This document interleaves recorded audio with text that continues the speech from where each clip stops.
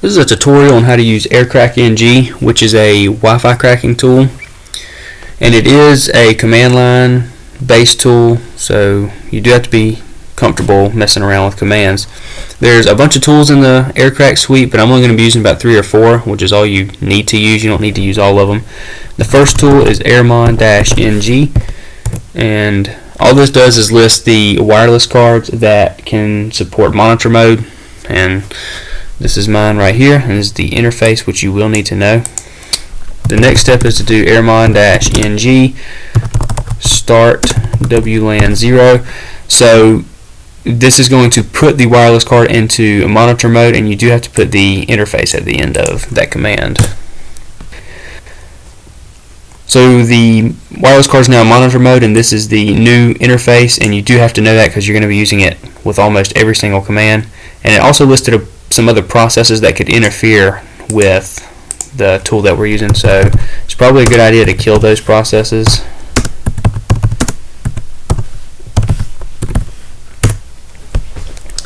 The next step is to use the arrow dump tool,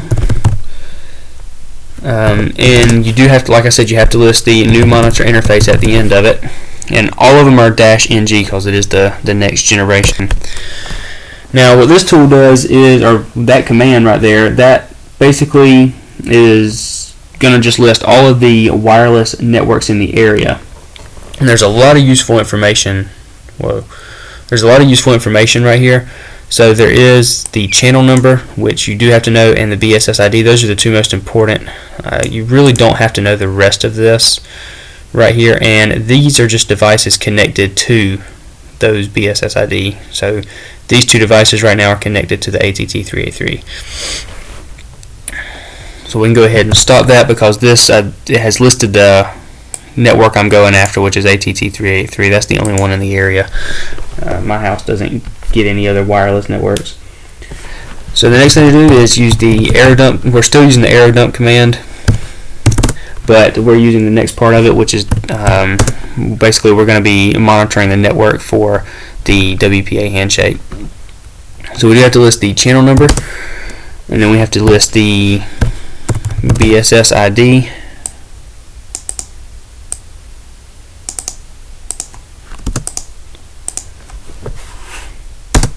And then we have to specify where we want the WPA handshake to be saved and list the file. So we're going to just call that Wi-Fi.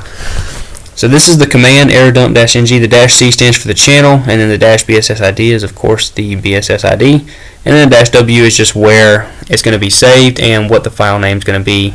And I'm just going to save it as Wi-Fi. And then you do have to enter the monitor interface again.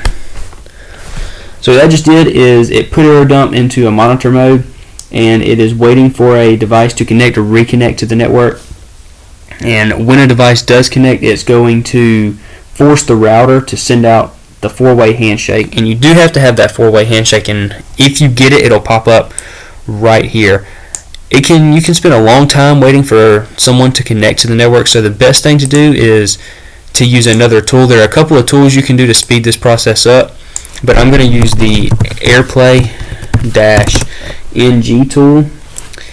And what this tool does is it forces a device to reconnect to the network by sending out deauthentication packets.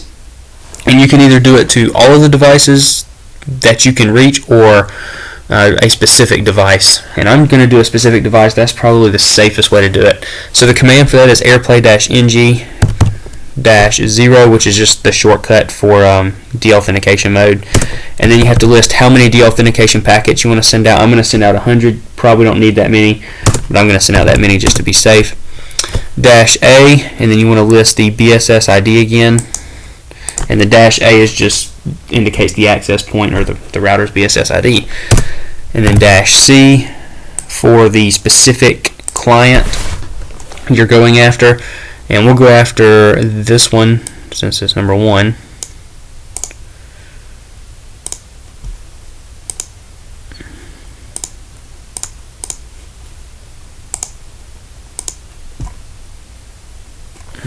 That's not.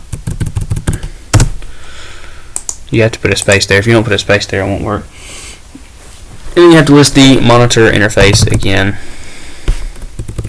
which there I go, not putting a space again. then just hit enter, and it's just going to start sending out a bunch of deauthentication packets to force that device to reconnect, and then there it goes. You can see it shooting up in frames.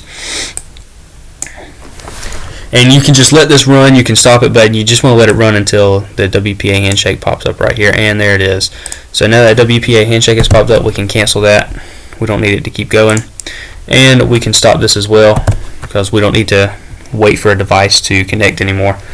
So after that, the next thing is just to move on to the actual Aircrack tool, which is Aircrack-NG.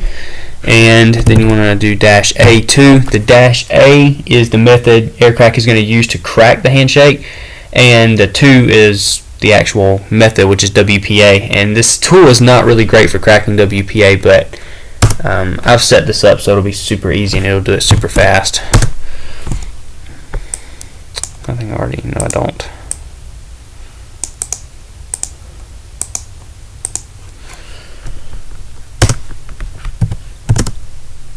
Okay, so you do -B, which is the BSS ID, and then you do -W.